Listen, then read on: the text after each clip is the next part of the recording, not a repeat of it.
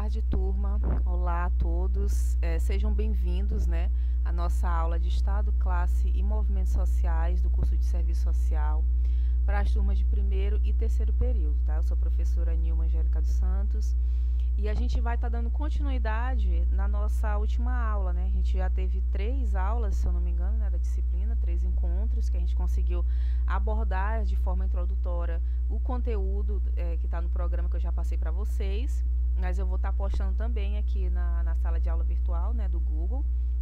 Peço que vocês dêem uma olhada, que se vocês puderem vão se adiantando um pouco também nas bibliografias, nos textos. E, bom, enfim, como a gente já deu a nossa última aula há 2 semanas, eu achei necessário fazer um pouco de uma retrospectiva, né? Retroceder um pouco, resgatar um pouco do que foi tratado na última aula, principalmente a segunda parte. Bom, vocês têm um texto, uma apostila, né, que está lá na Xerox, que vocês tiraram, que é aquele livro Estado, Classes e Movimentos Sociais, do Carlos Montanho e da Maria Lúcia Durigueta. Esse livro é muito bom, mas eu creio que algumas pessoas ainda não tenham conseguido ter a intimidade necessária com o texto, né, com alguns termos que ele apresenta. Então, por isso a gente precisa reforçar ainda mais a nossa atenção. Eu vou estar também indicando um filme, um vídeo no final dessa aula, e vou estar deixando em anexo para vocês também, tá? Bom, eu peço que haja uma compreensão, né, porque afinal de contas é a primeira vez que a gente está usando esse método. Se houver algum erro, algum engano, alguma dificuldade da parte de vocês, podem estar falando, podem estar comunicando qualquer dificuldade, qualquer limitação que esse meio possa estar trazendo. Não entendi tal coisa, tal método não ficou muito legível, enfim, faltou explicar isso ou aquilo, o áudio não ficou muito claro, a explicação não ficou muito exemplificada. Vocês podem estar falando, eu peço que vocês deem esse feedback para a gente poder aprimorar os nossos métodos de aula nesse momento, né? Bom, hoje a gente vai estar vendo o conteúdo, né, que se inicia no texto de vocês. Ele está na página 34, a gente já abordou um pouco, mas eu vou resgatar, como eu já falei, que ele vem tratando da visão da sociedade civil ou sociedade burguesa e também o Estado em Marx, né? A gente sabe que Marx é o principal autor que a gente se baseia quando a gente está tratando de sociedade civil, luta de classes, enfim, dentro do serviço social. E ele contribui, né, nos traz uma visão bastante enriquecedora e que pode ser vista até mesmo como atual para que a gente consiga entender a questão social na atualidade, tá? Então, em nenhum momento desvinculem aquilo que a gente vai estar aprendendo na disciplina do que a gente vivencia na nossa questão social, nas nossas temáticas cotidianas, enquanto sujeitos, enquanto profissionais, enquanto acadêmicos, né, diariamente, tá? Bom, primeiramente, eu achei necessário fazer um resgate, mas um destaque de quem seria Karl Marx, né? A gente fala tanto dos filósofos, fala tanto dos pensadores, dos teóricos, mas às vezes nos faz falta entender e conhecer quem foram essas pessoas. Para a gente conseguir entender e captar uma ideia em toda a sua amplitude, em toda a sua profundidade, para a gente conseguir o máximo possível se ver e enxergar a nossa realidade naquilo que a gente está aprendendo, principalmente quando a gente está falando de teorias sociais, a gente precisa entender quem estava falando, quem era esse autor, quem era esse sujeito, qual era o lugar de fala dele, qual era o lugar de onde ele falava, né? Então, para que não pareça tão distante, a gente precisa se aproximar dos autores que nos dão o fundamento daquilo que a gente está estudando. Bom, a gente está estudando hoje o Marx, e, na verdade é o Karl Marx, né, o nome dele, e ele viveu na Alemanha, ali no século XIX, entre 1818 e 1883. Esse período, historicamente, foi um período marcado por muitas revoluções, muitas lutas, né, entre as classes, muitos levantes, muitas revoltas, greves populares de operários. Foi um momento em que a exploração de classe ela se recrudesceu, ela se tornou mais dura, a exploração era muito grande, as condições de trabalho eram muito difíceis e tudo isso favoreceu uma articulação maior daqueles trabalhadores. Né? Não que hoje não haja exploração, mas naquele momento que a gente pode chamar de capitalismo selvagem. né, que se constituiu naquela época, porque não havia limites, não haviam direitos sociais para proteger aqueles cidadãos, e o lucro ele era desenfreado. A exploração da mão de obra ela era feita de uma forma muito radical, né? Não existia o direito social de mulheres, de crianças, de idosos, de deficientes, nada. Todos eram postos para trabalhar ao máximo, se exaurindo. E tudo isso favoreceu com que surgisse essa visão marxista de classes sociais e de Estado, de sociedade civil. Então, Marx ele foi um dos principais filósofos que pensaram sobre a economia no século XIX. Então, ele era um homem, né, alemão que estava vivendo naquela época, mas muita coisa ainda se pode aproveitar nesse Brasil, nesse Maranhão que a gente vive hoje. Cabe destacar, né, que ele foi uma das pessoas que mais discutiu a questão das relações desiguais entre as classes sociais, entre o proletariado e a burguesia. Os outros autores que a gente tinha visto até então, o Rousseau, o Hobbes, o Locke, o Hegel, eles não abordam diretamente essa questão da diferença de classes. Eles falam da questão da liberdade, eles falam da questão de que o homem precisa ser solidário ao homem, eles falam da questão da propriedade privada, mas eles não abordam diretamente a diferença entre ricos e pobres, entre aqueles que possuem e aqueles que não possuem, entre aqueles que produzem e aqueles que só têm a sua mão de obra para vender. Quem vai ser a primeira pessoa a trazer uma abordagem mais ampla desse conflito de classes sociais é o Karl Marx, né? Então, além de conceituar Estado e classe, né, e sociedade civil, com base nas contradições da sociedade capitalista. Então, ele não parte de um ideal, de uma teoria, ele parte do concreto. Ele diz, olha, essa sociedade civil que nós vivemos hoje, ela é fruto desse modo de produção capitalista. Aí a gente vai ver como é que isso se desenvolve ao longo da aula, tá? Ele possui também uma forte atuação política junto ao operário, como eu já tinha falado, e o seu pensamento se baseava no materialismo histórico dialético, que eu acho que vocês vão acabar vendo isso mais pra frente, né? Bom, então, o que seria, afinal de contas, essa sociedade civil para Marx? O que ele pensava? De que forma que a gente poderia resumir esse conceito nele? Bom, para Marx, a sociedade civil, ela abrange todo o intercâmbio material dos indivíduos. Ou seja, ela abrange toda a vida comercial e industrial de uma dada fase. Reparem, prestem atenção nessa expressão Bianchi. O que ele quer dizer com intercâmbio material? O que significa dizer que a sociedade civil, a população, o povo, ele abarca todo o intercâmbio material? Ele está querendo dizer que a sociedade civil, ela se baseia nas trocas que as pessoas fazem. Ele está querendo dizer que essa sociedade civil, ela se sustenta nas nossas trocas comerciais. É no nosso trabalho, é na nossa ida e vinda do nosso local onde nós exercemos a nossa profissão, no local onde nós fazemos as nossas compras, é onde nós nos relacionamos com os nossos vizinhos, com os nossos patrões, com os nossos clientes. Ele está dizendo que essa sociedade civil, ela é sim política. A população, o povo, ele é sim um elemento político, mas ele é, antes de tudo, um elemento econômico. Ele está querendo dizer que nós, enquanto indivíduos, a nossa existência, ela tem uma base muito mais econômica do que político. A sua posição política dentro dessa sociedade capitalista vai ser definido de acordo com a sua condição material, de acordo com a forma como você está inserido no mercado de trabalho. E sociedade civil, para ele, é igual à estrutura econômica. A sociedade civil, ela é fruto da estrutura econômica, e a estrutura econômica é a base da sociedade civil. Ou seja, não necessariamente elas são iguais, mas elas se retroalimentam. Uma não existe sem a outra. Não existe povo sem economia e não existe economia sem povo. Essa é a base desse pensamento. Então, o que a gente precisa ter em mente nesse primeiro momento, anotem aí. Para Marx, a sociedade civil tem, antes de tudo, uma base material.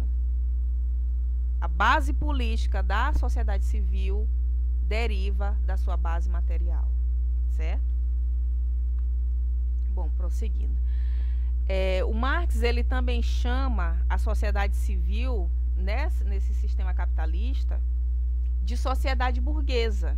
Então, sempre que vocês virem nos textos marxistas alguma expressão assim, sociedade burguesa, para ele é o sinônimo de sociedade civil. São sinônimos, são a mesma coisa, na visão dele. Por quê? Porque para ele o que determina a forma como uma sociedade se organiza é a forma como ela gera a sua sobrevivência. Então, se nós estamos em um mundo onde a gente se sustenta através do capitalismo, a nossa sociedade civil é capitalista, é uma sociedade civil burguesa. Não sei se está dando para vocês pegarem essa lógica, mas o que ele está querendo dizer é isso. Da mesma forma, eu trouxe aqui para vocês alguns exemplos de outros modos de produção. Porque assim, hoje nós vivemos nesse modo de produção capitalista. A gente está mostrando aqui. Deixa eu destacar aqui para vocês.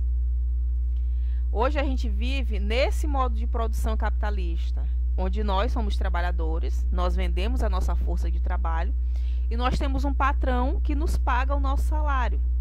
Nós não vendemos produto, né? Nós não somos donos de uma fábrica, nós não somos donos dos materiais, da matéria-prima, dos insumos, de nada. A única coisa que nós possuímos é a nossa força material, nossa força de trabalho, quer dizer. Ou o nosso conhecimento, né? É o que a gente vende e nós recebemos um salário por isso. Essa sociedade aqui é a sociedade capitalista, mas nem sempre foi ela que existiu. Existiram outros modos de produção além do capitalismo e cada modo de produção formatou uma sociedade civil diferente. Por exemplo, nós temos aqui na antiguidade os egípcios, né? Eles utilizavam um modo de produção muito baseado no escravismo. Então, uma sociedade econômica escravista gera uma sociedade civil baseada na hierarquia, nas castas, em uma opressão extremamente grande, né, muito gritante, uma opressão de uma sociedade baseada no escravismo. Aqui nós temos um exemplo de uma produção econômica indígena. Vocês podem ver que é uma produção comunitária. A forma como essas pessoas criam a sua existência, como elas criam o seu sustento, como elas dividem o trabalho, como elas dividem toda a riqueza que elas produzem, vai gerar uma sociedade, digamos assim, um pouco mais equalitária. Uma sociedade que, ainda que tenha uma liderança, ela é mais comunitária, né? Os bens são produzidos por todos e compartilhados por todos, bem diferente dessa nossa que a gente vive. Então, a forma como as pessoas produzem aquilo que elas precisam para sobreviver vai definir a forma como essa sociedade vai se organizar. Bem, aqui eu tenho um exemplo também de uma sociedade feudal, que era uma sociedade baseada na produção agrícola, baseada na produtividade e na propriedade da terra. Então, quem tinha terra tinha poder, quem não tinha terra eram servos, né, que trabalhavam. Isso gerou o quê? Um modo de produção feudal gerou uma sociedade civil que era praticamente assim baseada na hierarquia entre nobres e servos, né? Então, isso aqui, resumindo, basicamente é isso. A forma como nós produzimos nossa vida vai definir a forma como nós nos organizamos enquanto sociedade. Certo? Espero que tenha ficado bem esclarecida essa parte. Prosseguindo. Essa forma particular como cada sociedade organiza a forma de produzir os seus recursos para a sobrevivência, e aqui cabe destacar, vou só fazer aqui um breve destaque, os seus recursos, né? O que seriam esses recursos para a sobrevivência? É a comida, né? São as ferramentas, os meios de transporte, enfim, todos os nossos bens materiais, né? É a forma como a gente produz tudo isso aqui que se chama modo de produção. Então, vocês já têm em mente, né? Vocês nunca mais vão esquecer esse conceito. Modo de produção é a forma particular como cada sociedade organiza a forma de produzir. Atualmente, nós vivemos sob o modo de produção capitalista. Então, um modo de produção capitalista gera o quê? Uma sociedade civil burguesa. Tá? Isso aí é uma relação óbvia, é quase uma fórmula, né? Um modo de produção capitalista gera uma sociedade civil burguesa. Bom, prosseguindo. Ainda segundo Marx, o Estado ele deriva da sociedade civil e não o contrário, como pensava Hegel. Bom, aí aqui a gente já está trazendo a visão de Marx propriamente sobre o Estado, né? Primeiro a gente trouxe a visão dele sobre a sociedade civil, e aí poderia até caber que vocês anotassem, né? Para Marx, eu sei que vocês já anotaram na última aula, mas para quem não esteve presente, né? Que não pegou o material com os colegas, é sempre bom estar ressaltando. Para Marx, a sociedade civil ela vem antes do Estado. Ela é fundamental ao Estado. E não o contrário. Para Hegel, que é um pensador que viveu ali, contemporâneo mesmo de Marx, ele achava que a sociedade civil era fruto do Estado. Marx não, ele já diz o contrário. Peraí, não é assim dessa forma. Primeiro, precisa existir um povo para que desse povo surja um governo. Para que desse povo surja um sistema político. O Hegel não, ele já dizia o contrário. É o Estado que organiza a sociedade civil. Então surge um governo e esse governo ele vai estruturar e organizar aquela sociedade civil. De uma forma muito simplificada, né? Seria mais ou menos essa a diferença entre os dois. E para ele, vamos ver aqui o que Marx diz, né?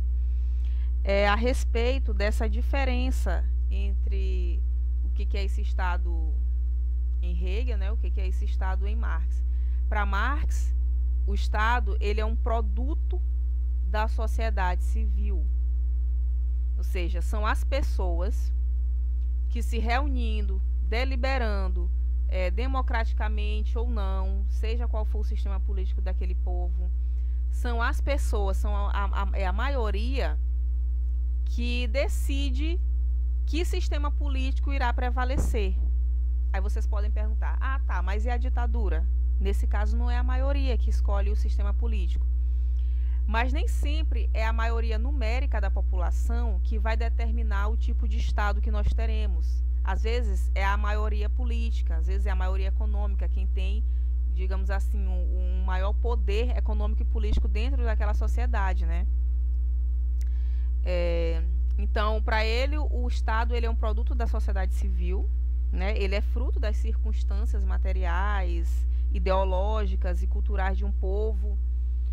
Por exemplo, se a gente for usar o caso brasileiro, quando nós vivíamos ali na década de 60, 70, até um pouco dos anos 80, nós tínhamos uma sociedade menos politizada, nós tínhamos menos acesso ao conhecimento e aos meios de comunicação, não existia tanta transparência como existe hoje, e isso favoreceu, de certa forma, que um regime ditatorial, uma ditadura militar, prevalecesse. Então, um povo menos politizado, uma sociedade civil menos politizada, digamos que, de certa forma, facilitou que um regime autoritário se estabelecesse. A partir dos anos 80 e até esse momento que a gente vive hoje, a população ela passou a se manifestar mais. Ela passou a se organizar politicamente, ela passou a se colocar, ela passou a perceber que havia direitos que estavam sendo negados e que esses direitos precisavam ser colocados em pauta. A partir de então surge um Brasil democrático. Então, um povo informado, uma sociedade civil mais politicamente colocada, gerou um Estado democrático. Vocês compreendem essa relação? A forma como a sociedade civil se coloca vai definir a forma como o Estado se porta. Certo? Claro que isso depende de inúmeros fatores, não é uma relação tão preto e branco, tão simples, mas basicamente é dessa forma. Um outro ponto que Marx fala sobre o Estado é que ele expressa as contradições da sociedade e as perpetua.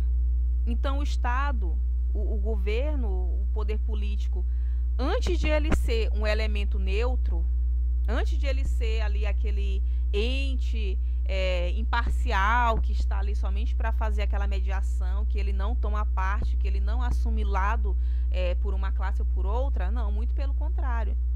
O Estado, ele não só expressa as contradições daquela sociedade, como ele ainda cria estruturas para perpetuá-la. Se a gente for continuar, por exemplo, aqui no nossa sociedade mesmo. O Brasil, ele é um país que historicamente é marcado pela exclusão, né, de uma grande parcela da população. Por exemplo, nós começamos a nossa sociedade, nossa colonização, através de uma dominação, né, de um aculturamento da população indígena, que foi dominada, que foi exterminada. E aí eu pergunto para vocês, quantos índios, quantos indígenas nós temos hoje em posição de poder político e econômico nesse país? Quantos negros ou quantas mulheres nós temos nas nossas câmaras de deputados, nas nossas câmaras de vereadores, no nosso Senado? Isso quer dizer o quê? Que o Estado, ele é um retrato da sociedade. Se a sociedade é desigual, esse Estado vai ser desigual. Trazendo para o nosso cenário hoje mesmo, a gente está vivendo uma crise onde muito se discute. Afinal de contas, a gente tem que optar pela saúde, a gente tem que optar pela economia, e a gente fica nesse impasse, a gente não sabe qual seria a forma melhor de conciliar essas duas coisas. E aí a gente se vê diante de um cenário onde a terceira idade muitas vezes é colocada como um peso, como aqueles que precisam ser isolados. E aí a gente se pergunta, será que um posicionamento do Estado dessa maneira não é fruto de uma sociedade que relega a terceira idade a papéis menores, como se a terceira idade, como se a velhice fosse descartável? Toda manifestação do Estado é um retrato daquilo que a sociedade representa. Só que ele não só expressa essas contradições, esses conflitos, essas desigualdades, essas exclusões, como ele cria mecanismo para perpetuar, né? O Estado, ele acaba perpetuando as desigualdades às vezes, né, ao invés de diminuí-las. Existem mecanismos para diminuir essas desigualdades? Existem, né? Hoje nós temos leis, né, que nos amparam, mas em grande medida ainda são insuficientes. Bom, continuando, né? O Estado, para Marx, também é um produto e uma consequência de como a sociedade se organiza. Uma sociedade que se organiza mais democraticamente vai gerar um Estado democrático. Uma sociedade que se estrutura mais hierarquicamente, de uma forma mais rígida, vai gerar um Estado mais hierárquico, mais rígido. Vamos tomar como exemplo os países do Oriente Médio, países islâmicos, né? Países que se moldam politicamente através da religião. O que permite isso? O que permite que a religião oriente politicamente um povo? Por que isso não acontece aqui no Brasil? É porque aquela sociedade, aquele povo, aquela cultura se organiza a partir da religião. A religião é o fundamento daquela sociedade. Então, a forma como essa sociedade se organiza religiosamente vai gerar um Estado religioso. Se aqui no Brasil a gente se organiza enquanto uma sociedade democrática, nós vamos gerar um Estado democrático. Daí a importância de a gente perceber o protagonismo da sociedade civil. A forma como a gente nos coloca, como nós nos colocamos enquanto cidadãos, enquanto classe, enquanto grupo ao qual nós pertencemos, vai definir que tipo de sociedade nós queremos construir. Se a gente se organiza, nós teremos um país organizado. Se a gente se articula, nós teremos um país articulado. Se a gente se expressa, nós teremos um Estado que ouve mais as pessoas, né? Então, aqui, nesse momento, o Marx ele vem tirar o protagonismo do Estado e atribuir à sociedade civil. É essa sociedade que vai determinar como o Estado vai se organizar, né? Isso é muito importante para a gente pensar políticas públicas, para a gente pensar legislações de proteção social para os sujeitos que a gente defende. É muito importante para a gente pensar a forma de enfrentar a questão social, as desigualdades, né? E em quarto ponto, para Marx, né, não é o Estado que molda a sociedade, como o Hegel diria, mas é a sociedade que molda o Estado. né? São as suas condições culturais, ideológicas de um povo que vão definir o seu governo, certo? Espero que isso tenha ficado bem claro para vocês, ok? Bom, prosseguindo, vale destacar também que nessa visão marxista, o Estado não é neutro. Esse Estado, ele assume um lado. Ou seja, ele, ao invés de ser neutro, ele expressa os interesses de uma classe dominante, que é a burguesia. O ideal é que ele representasse igualmente o interesse de todas as classes, de todos os grupos, né? Todas as camadas da sociedade. Mas na sociedade capitalista, esse Estado é burguês. Então, assim como existe a expressão sociedade civil burguesa, também existe a expressão Estado burguês. O Estado, no capitalismo, vocês podem anotar aí, deixar bem claro isso. O Estado na sociedade capitalista é um Estado burguês.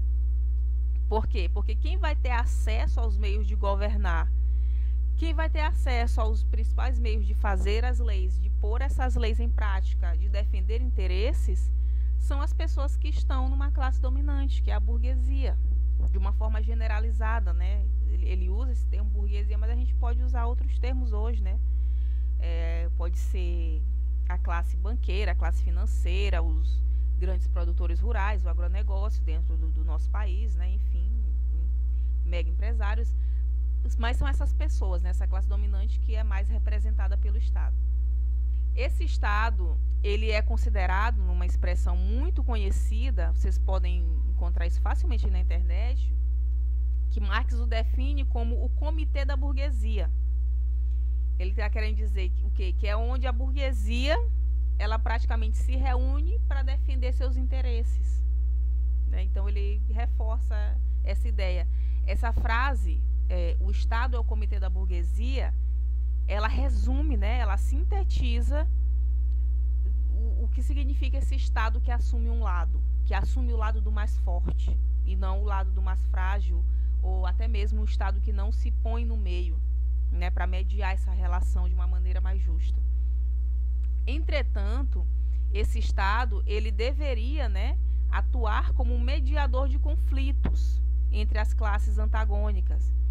E como que esse Estado atuaria como um mediador de conflitos? Não é se mantendo neutro, muito pelo contrário. É tomando iniciativas para que a desigualdade de classe seja amenizada. Certo? Então, por exemplo, cabe ao Estado favorecer uma classe empresarial, favorecer os empresários? Sim. Os industriais, as indústrias? Claro que sim. Mas também cabe a esse Estado garantir direitos trabalhistas, garantir meios para que os trabalhadores dessas empresas e dessas indústrias tenham condições justas de sobrevivência. Cabe a esse Estado criar um sistema de proteção social, criar um estado de bem-estar social, de uma seguridade social, que garanta melhores condições de vida para essas classes que são mais exploradas também. Então ele tem que ser esse mediador de conflitos, né? E ele é, em certa medida, esse mediador, mas não na proporção em que deveria ser. Se o Estado ele não fosse mediador de conflitos, em certa medida, em certa maneira, esse conflito de classes ele seria muito mais profundo, né? Seria muito maior. Então, por exemplo, para evitar greves, para evitar paralisações, para evitar revoltas da classe trabalhadora, são concedidos direitos sociais, direitos trabalhistas, né? Políticas públicas, políticas sociais, toda uma rede de proteção social para tentar amenizar essa luta de classes, né? São classes que, embora a gente não veja protesto todos os dias nas ruas, embora a gente não veja manifestações cotidianamente, essas classes elas estão em constante luta, elas estão em constante conflito. Somos nós, trabalhadores, tentando manter o nosso sustento, e são os nossos, digamos assim, a classe dominante, né, a nossa grande burguesia, criando estratégias para extrair o máximo possível o lucro desse nosso trabalho, certo? E aí a gente vê essa posição conflitante do Estado, né? Mas assim, só recapitulando aqui, cabe ressaltar que se o Estado ele se põe de uma maneira omissa, isso também deriva, mais uma vez, de uma posição mais omissa também da sociedade civil, né? Claro que existem diversas estratégias de coerção, estratégia de nos limitar a participação, que vão definir isso, mas também deriva de uma sociedade que está um tanto quanto omissa, né, em buscar seus direitos. Ou seja, resumindo, né, e aí vocês podem ver lá na xerox de vocês, no livro do Montanho, na página 37, deixa eu ver aqui qual parágrafo exatamente que se coloca, aqui. Bem aqui quase no final da página 37, vocês vão ver essa frase, né, que ela resume mais ou menos o pensamento de Marx nesse sentido, nessa parte aqui. Que ele vem dizer que são as relações de produção de uma sociedade, os interesses de classe daí oriundos, ou seja, sua correlação, que determina o Estado. Cadê aqui? Ou seja, são as relações de produção, os interesses de classe e sua correlação que vão determinar esse Estado, as suas normas, as suas leis, as autoridades, as instituições, e não o contrário. Não é o Estado que determina a sociedade, mas os nossos interesses, né, particulares e comunitários, nossos interesses enquanto cidade, enquanto Estado, enquanto nação, que vai definir esse Estado. Então, imaginem, se a gente tem uma sociedade que ela acorda, né, em comunidade, que ela acorda em sua maioria, que a cidadania deve prevalecer acima dos interesses econômicos, nós vamos ter um Estado que ele não tem outra escolha a não ser ceder, mesmo que seja em certa medida, a essa reivindicação do Estado, né? Então, digamos, tomando como exemplo esse momento que a gente está vivendo, esse momento de contradição entre direito à saúde e o direito à economia, que são postos como contrapontos, sendo que eles caminham juntos.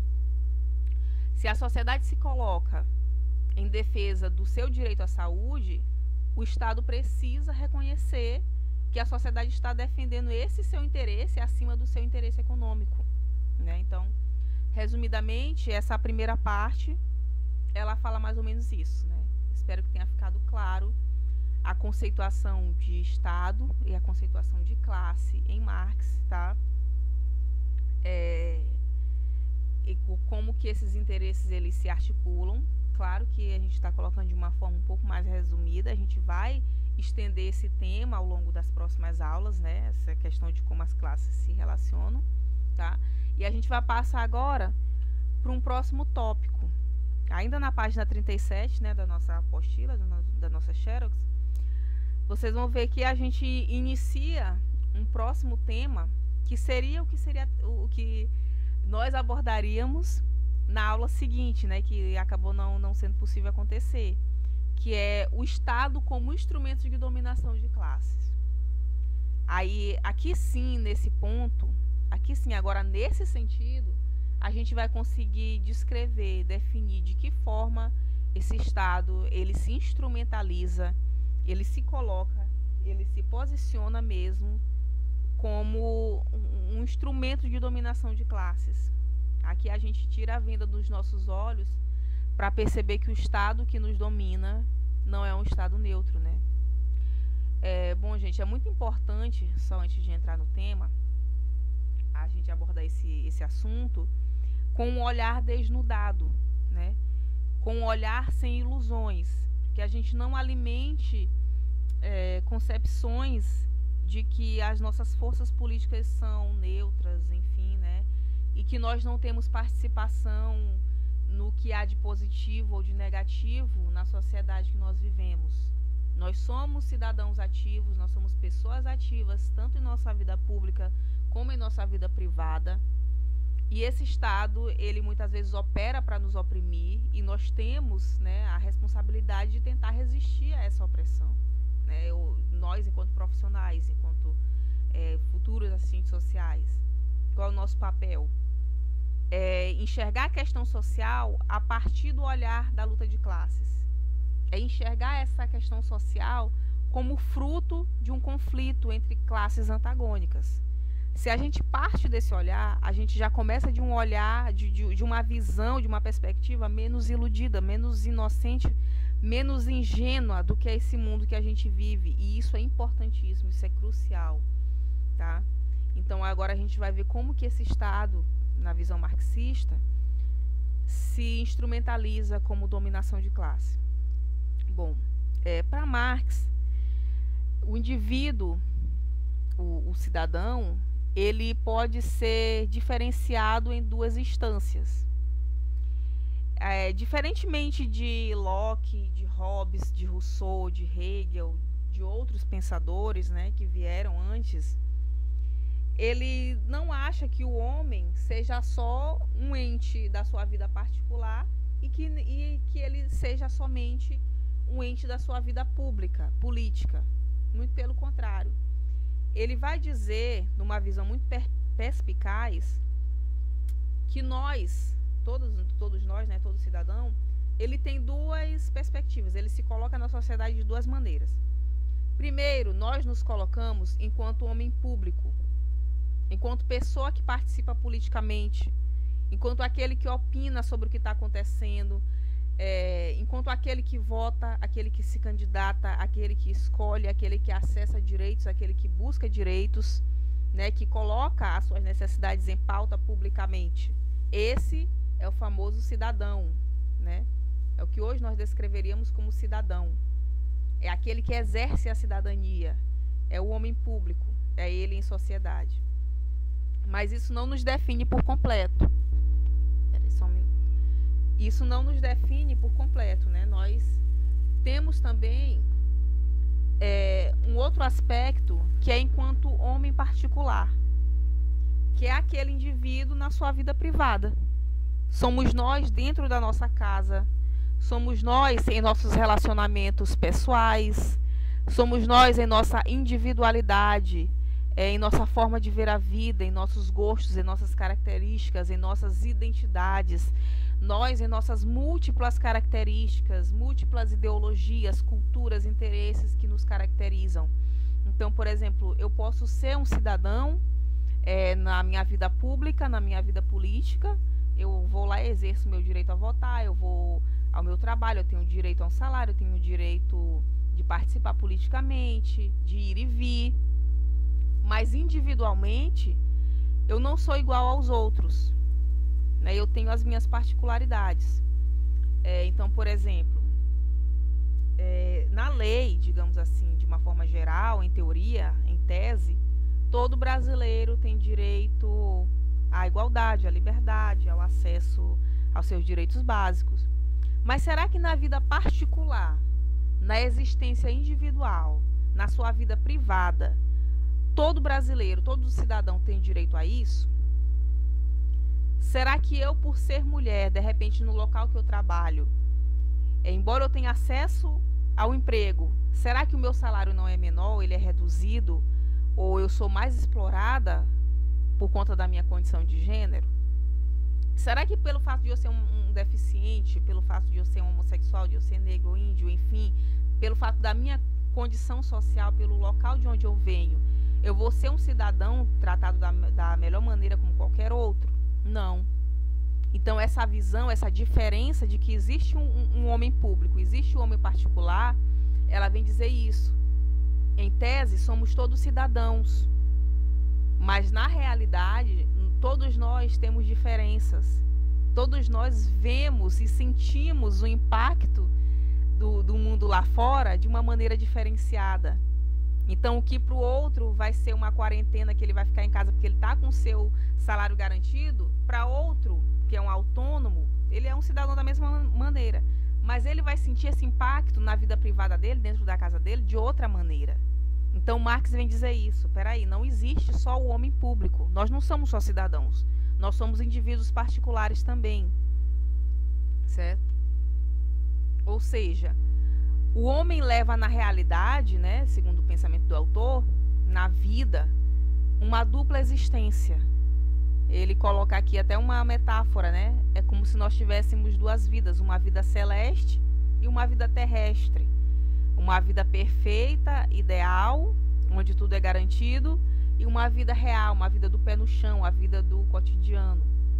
A vida celeste seria a existência na comunidade política, onde se considera um ser geral, né? Ou seja, a minha vida celeste, a minha vida idealizada é enquanto um ser político, enquanto um cidadão, enquanto um sujeito que tem direitos, que tem deveres, que participa, que vota.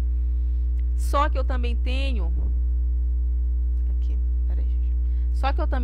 uma existência terrestre, que é a minha existência na sociedade civil, é a minha vida real, é a vida onde eu trabalho, onde eu chego cansada, onde eu posso pegar 2, 3 transportes para chegar ali, para trabalhar ou para voltar para casa, onde eu me sinto ameaçada na minha existência, onde eu me sinto ameaçada na minha segurança, onde eu não sei como eu vou garantir o meu sustento, ou uma vida onde eu me sinto oprimida pela minha condição de gênero, de raça, enfim. Então nós temos 2 vidas, né? Não sei se é de comum acordo, mas o autor ele tá descrevendo, né? Uma coisa é você ser um cidadão, outra coisa é você ser aquele indivíduo na sua vida privada. E ele considera que essa sua existência na sua vida privada é que é a verdadeira existência na sociedade civil, porque é onde você se coloca de verdade. É essa vida real que contém todas as suas contradições, todas as suas limitações, todas as suas opressões e todas as suas potencialidades reais também. Aqui eu coloquei uma ilustração, né, bem simples, assim, para a gente ver essa diferença, né, entre o que é esse homem público idealizado e o que é a existência real desse dito cidadão, né? Bom, aqui nós temos uma imagem de uma carteira de trabalho, uma carteira de motorista, um RG, né, que sintetiza o que? A nossa existência formal, né? Nós existimos a partir do momento que nós temos um número, que nós temos um documento. A partir do momento que nós somos reconhecidos publicamente pelo Estado, nós temos uma existência pública, uma existência política. E aqui tem também uma ilustração de uma urna eletrônica. Nós, em tese, exercemos a nossa participação política através da votação, através da eleição, né? De 2 em 2 anos a gente vai lá, né? Exerce a dita cidadania, como é falado muito popularmente, né? Então, exercer a cidadania lá de 2 em 2 anos, lá na eleição. Só que aqui embaixo nós temos também o que é esse cidadão na sua vida real. Nós somos além de direitos sociais e documentação.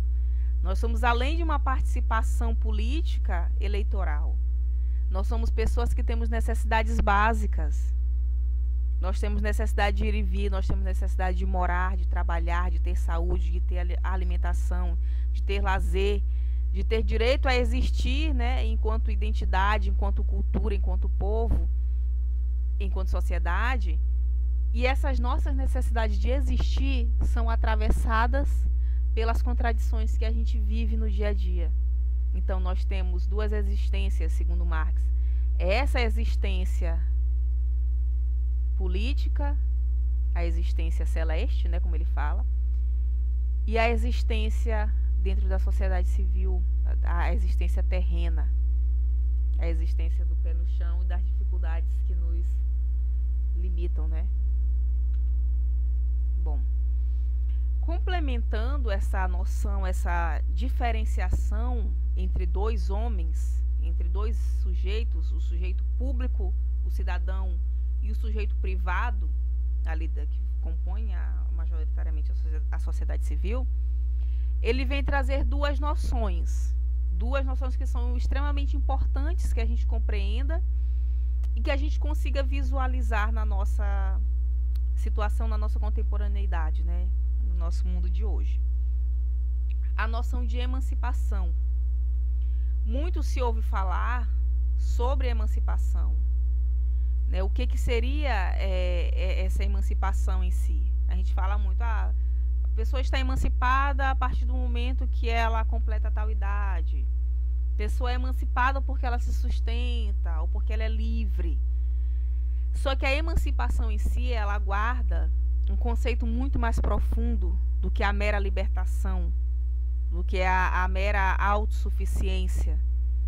A emancipação, ela guarda em si o conceito da liberdade pura, da liberdade de você se conhecer, ser dono de si e exercer essa liberdade.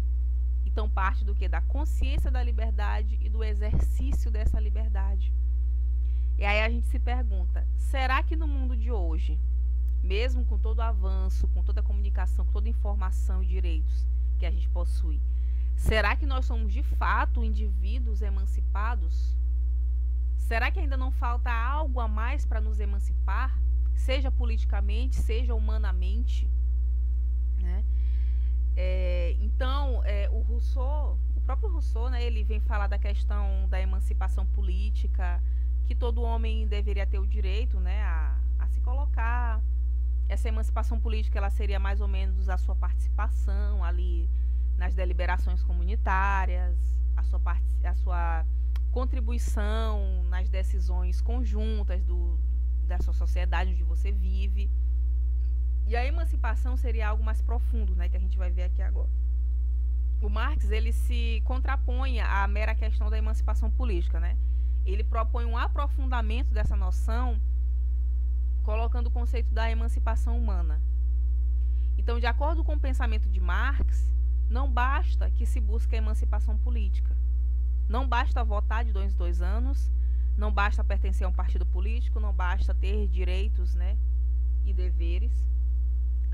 Porque até mesmo a democracia, que hoje a gente entende como o regime, embora ele tenha defeitos, a gente entende como o regime que mais consegue contemplar a ideia de justiça e igualdade social. Essa mesma democracia mantém intocadas as determinações estruturais e sociais da desigualdade. Né? O que seria isso? Quer dizer que até mesmo em um ambiente democrático, onde você consegue exercer a sua cidadania, enfim, as estruturas, a base da desigualdade social, ela não é transformada. Então a gente consegue ampliar direitos, mas a gente não consegue eliminar a exploração de classes. A gente consegue aumentar um salário, mas a gente não consegue eliminar a exploração do trabalhador. A gente consegue um direito, digamos assim, voltado às mulheres, mas a gente não consegue eliminar a discriminação, o preconceito, mesmo na democracia. Então ele vem trazer essa noção radical de que até mesmo a democracia mantém intocada, ele usa essa palavra, né, intocada. Não sei se seria, hoje, no contexto que a gente vive, se essas bases da exploração, elas não são, de certa forma, já tocadas, né, não sei. Mas ele usa essa expressão aqui, elas são intocadas, né? As determinações estruturais e sociais da desigualdade. E quais são as determinações estruturais e sociais da desigualdade? Né? É a propriedade privada e o individualismo, como está dito aqui em seguida, né? As bases do conflito de classe, as bases dessa desigualdade são a propriedade privada e o individualismo.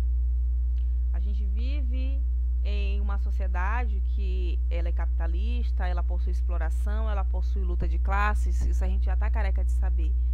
Mas toda a sociedade, todo modo de existir, seja político, seja econômico, seja o que for, ele tem uma estrutura. É como uma casa, como um edifício. Não existe um edifício sem as suas bases, sem o seu alicerce, sem a sua planta, né? A forma como as bases desse edifício estão desenhadas vai definir a forma como ele será construído. Se nós temos uma sociedade aqui, a brasileira, com um fundamento, com um alicerce, baseados na desigualdade, baseados na exploração, na pouca participação das camadas populares, na prevalência do valor econômico sobre o direito social. Nós temos uma sociedade que não ouve, em grande medida, as massas. se nós temos um país onde os meios de comunicação nem sempre são acessíveis e nem sempre informam da maneira adequada, nós temos uma sociedade que ela vai produzir o quê? Cada vez mais desigualdade, cada vez mais exploração, cada vez menos acesso a direitos. Então, as bases do conflito de classe, gente, não esqueçam, isso aqui é fundamental. As bases do conflito de classe são duas coisas: a propriedade privada e o individualismo. Por que a propriedade privada, segundo Marx? Porque à medida em que eu sou dono dos meios de produção, o outro ele não tem condições de competir comigo. E não resta a ele nada além do que vender a sua força de trabalho.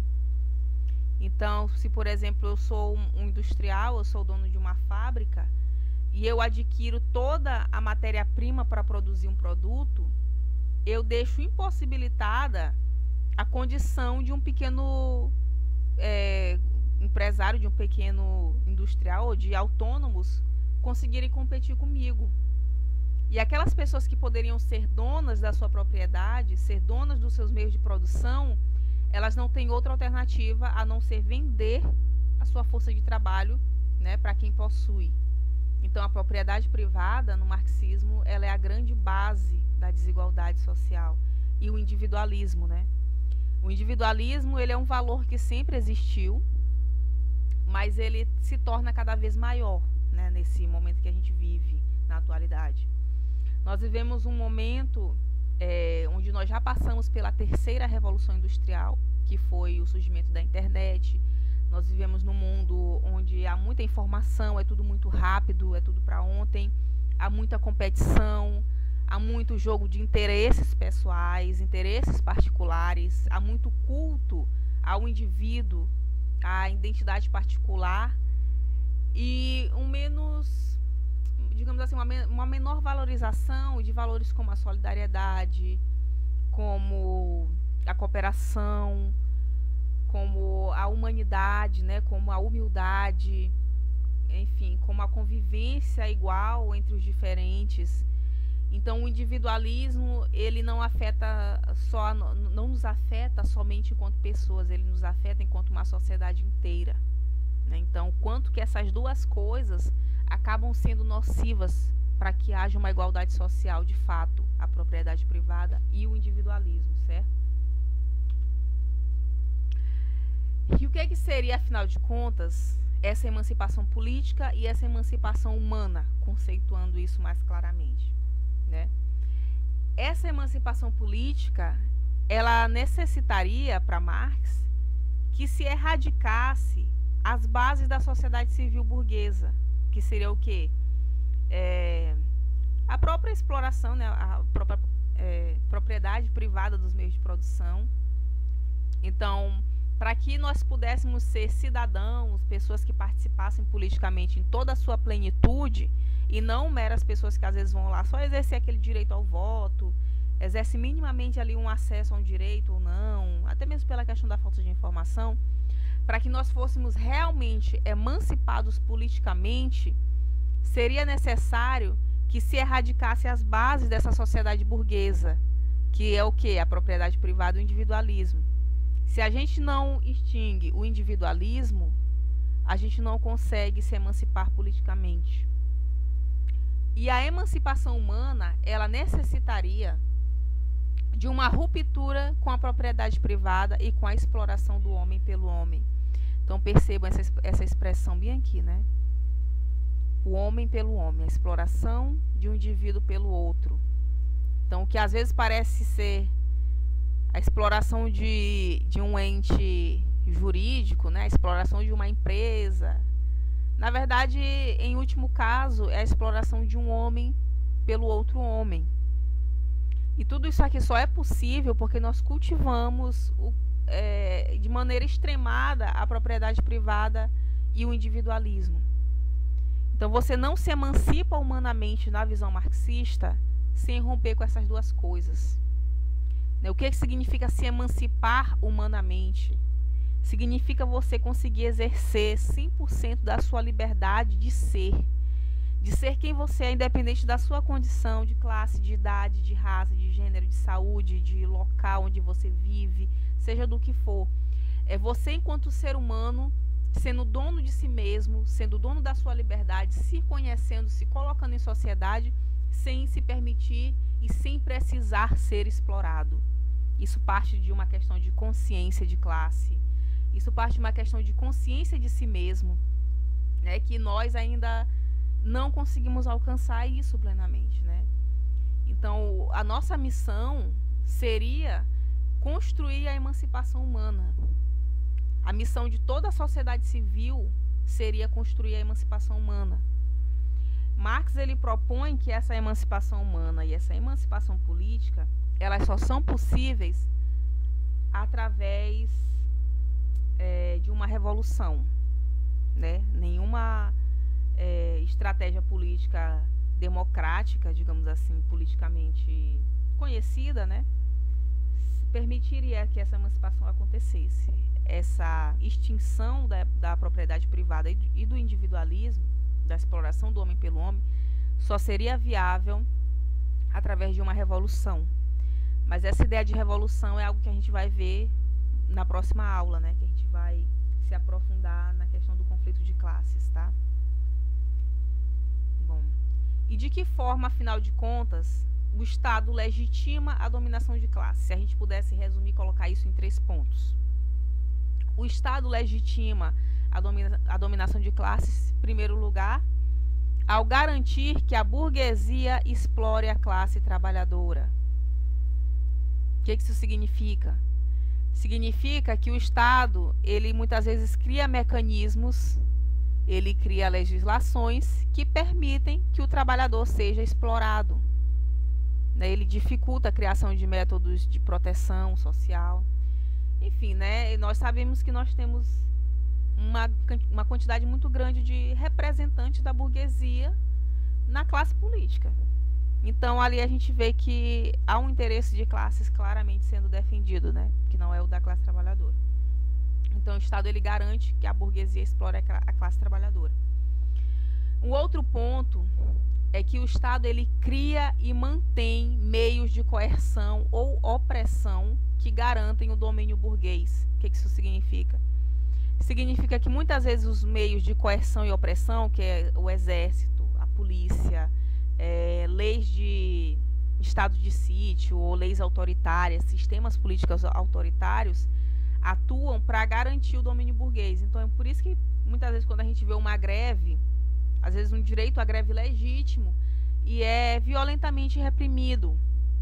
Às vezes a gente vê uma manifestação pacífica e essa manifestação por algum direito, por uma violação de um direito, ela é duramente reprimida, às vezes com meios de violência ou quando não existe a coerção através da lei, né?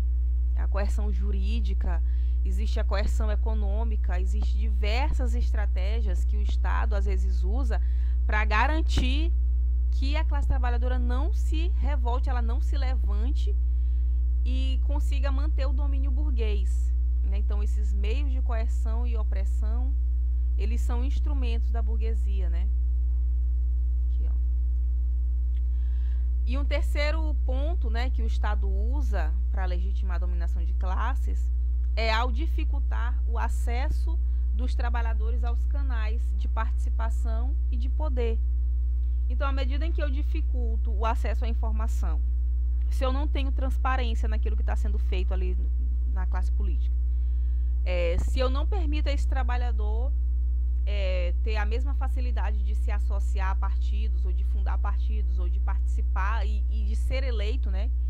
Se eu não garanto igualdade de participação a todos, eu estou garantindo que os poderosos continuem no poder. Eu estou garantindo o domínio burguês, né?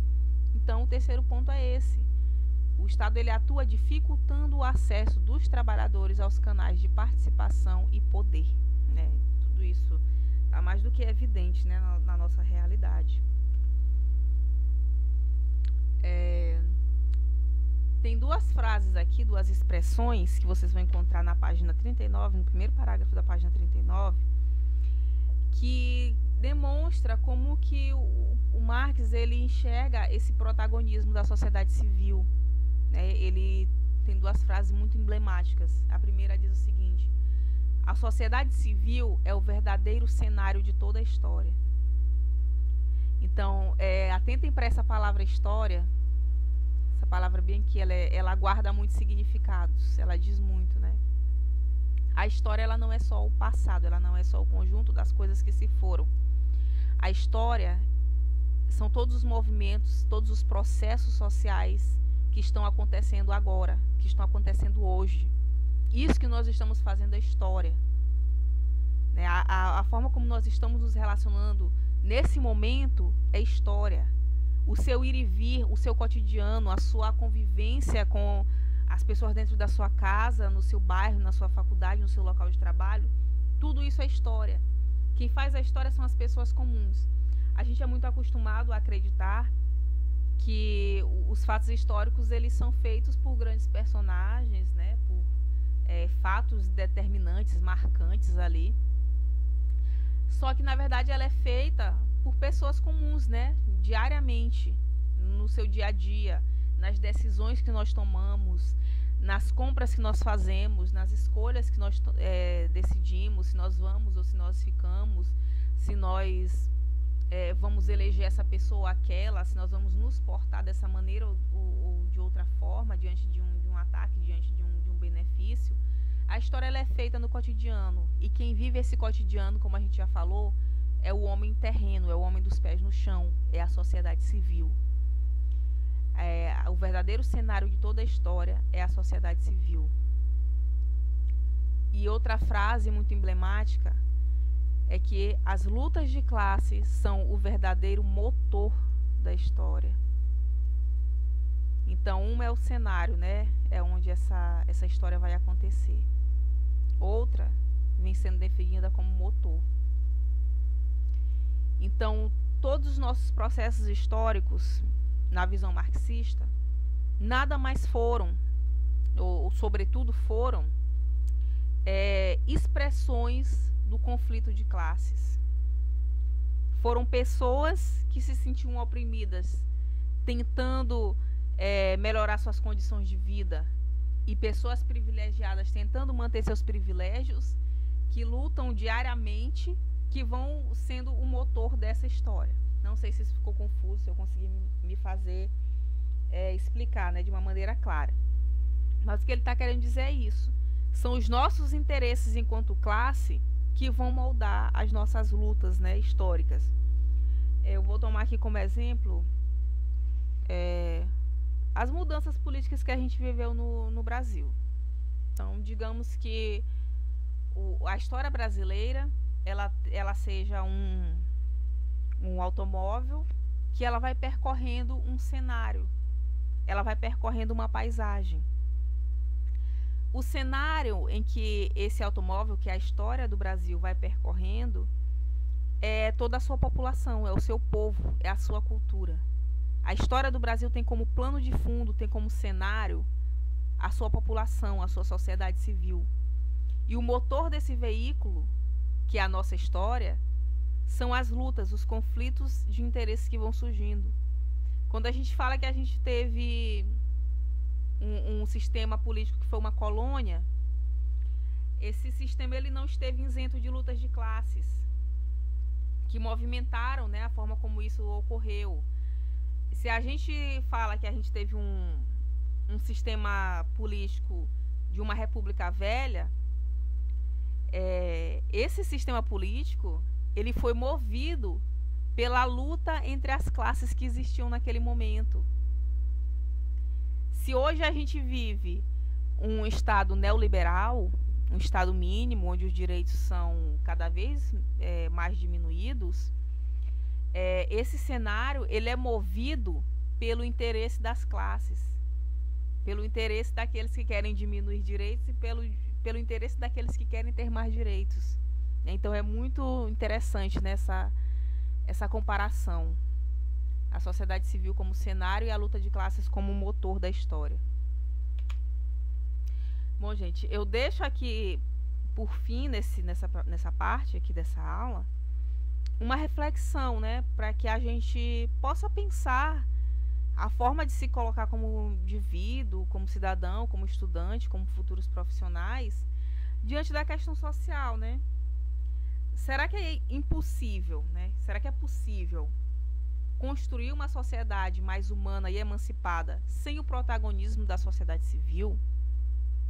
Será que é possível que haja de fato uma emancipação, uma sociedade mais humana, mais solidária, mais justa, sem que a sociedade civil não só participe, mas se coloque como protagonista? Se a gente não se coloca como protagonista no cenário da história, nós seremos sempre o coadjuvante. Nós seremos sempre aqueles que recebem as migalhas ou aquilo que sobra. Então, eu acredito que é uma reflexão extremamente importante nesse momento que a gente está vivendo hoje, que cada um possa ficar com esse momento de reflexão, que reflita, que pense a partir da sua realidade, daquilo que viveu hoje, daquilo que viveu essa semana, daquilo que viveu a sua vida toda. Será que nós, enquanto povo, não precisamos ser mais protagonistas, não só da nossa história individual, ser protagonistas da nossa história particular, mas também ser protagonistas da nossa história popular, da nossa história comunitária? Então, eu acho que, resumidamente, gente, claro que é um tema muito amplo, um tema muito interessante, mas eu acho que a gente consegue contemplar, né, os principais conceitos dessa visão de sociedade civil, Estado, classe, em Marx, né? É uma visão muito rica, não é uma visão absoluta, não é a visão mais verdadeira, mas é uma visão muito enriquecedora e ainda muito atual com o que a gente está vivendo hoje, né? Bom, gente, então, fiquei muito feliz com essa nossa primeira aula à distância, né? Espero que a gente consiga ter um bom entendimento. Não sei se o áudio está ficando claro, não sei se ficou baixo. Aí vocês me falam, né, se eu falei muito rápido, se passou muito ligeiro, se eu me confundi em algumas coisas, enfim, se não ficou legível, tá? Vocês falem. E só para finalizar, eu deixei aqui a referência, né, que é aquele texto que vocês tiraram a xerox. Quem não conseguiu ou quem perdeu a xerox, eu vou estar escaneando e deixando também aí no Google Classroom, né, no Google Sala de Aula. Esse livro aqui, quando vocês puderem, se vocês quiserem dar uma lida, ele está até disponível na biblioteca lá do SESBA, tá? Da faculdade. Então, gente, eu espero que vocês tenham um bom aprendizado, que vocês possam estudar, ouvir, ler também, assistir o vídeo que eu vou deixar, tá? Desejo boa sorte, bom estudo, tá? Boa quarentena. E em breve a gente se vê, se Deus quiser, tá? Um abraço. Tchau.